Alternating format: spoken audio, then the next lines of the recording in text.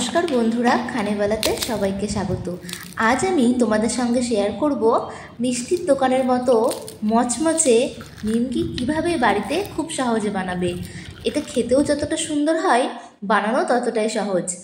এর জন্য কিছুটা আটা নিয়ে নিতে হবে। আমি এখানে 2 কাপ মতো আটা নিয়েছি, সাথে একটু লবণ, একটু জোয়ান আর একটু কালো জিরে নিয়েছি। এবার ময়াম দেওয়ার জন্য এখানে নিতে হবে একটু ঘি। 1 থেকে 1.5 চামচ মতো ঘি দিয়ে ভালো করে ময়াম দিয়ে নিতে হবে।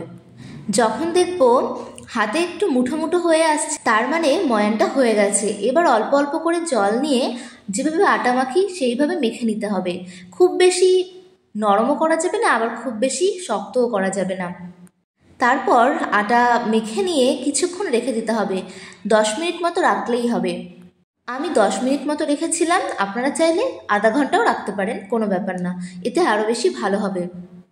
এই যে আমি এখানে দেখিয়ে দিচ্ছি আটাটা ঠিক কতটা শক্ত বা কতটা নরম করে মাখতে হবে, ঠিক এরকমভাবে রাখলেই হবে, খুব বেশি নরম করা যাবে না। সাথে একটু ঘি নিয়ে আর একটুখানি আটা নিয়ে, মানে ওই 1 চামচ মতো ঘি আর 2 চামচ মতো আটা নিয়ে মিশিয়ে নিতে হবে। এটা আমরা পরে ব্যবহার করব। আপনারা যারা যতটা পরিমাণে নিমকি বানাতে চান সেই অনুযায়ী এই আটার ঘিয়ের মিশ্রণটা বানিয়ে নিতে পারেন।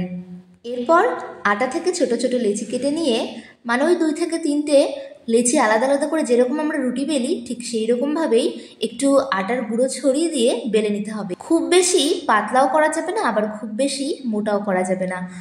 এরপর আমরা যে ঘি আর আটা দিয়ে যে মিশ্রণটা বানিয়ে রেখেছিলাম, এবার সেই মিশ্রণটার প্রলেপ লাগিয়ে দিতে হবে।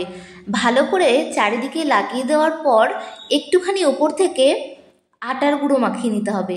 চারিদিকে ভালো করে স্প্রেড করে দেওয়ার পরে হাতের সাহায্যে যে কোনো এক প্রান্ত থেকে অন্য প্রান্ত পর্যন্ত রোল করে নিতে হবে। এরপর যে কোনো ছুরির সাহায্যে ছোট ছোট করে কেটে নিতে হবে।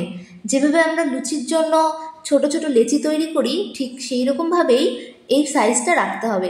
আপনারা চাইলে এর থেকে বড়ও রাখতে পারেন। আমি এখানে মিনি সাইজের নিমকি বানাচ্ছি। আপনারা যদি মনে করেন মিষ্টির দোকানের মতো অত বড় বড় নিমকি বানাবেন, সেটাও করতে পারেন। তার জন্য লেচিটাকে একটু বড় করে কাটতে হবে। এখানে আমি লুচি যেভাবে করে ঠিক সেরকম সাইজেরই রেখেছি।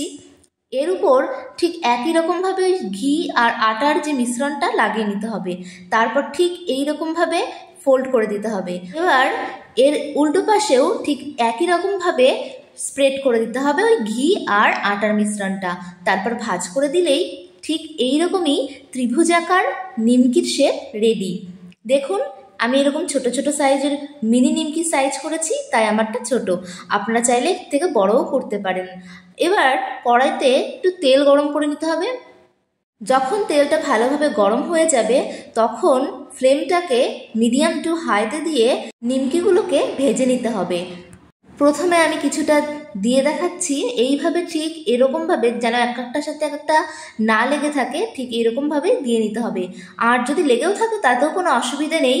যখন গরম হয়ে যাবে দেখতে পাবেন একাই ফুলে যাচ্ছে, আর দেখেও বুঝতে পারবেন যে এটা কতটা খাস্তাও হচ্ছে।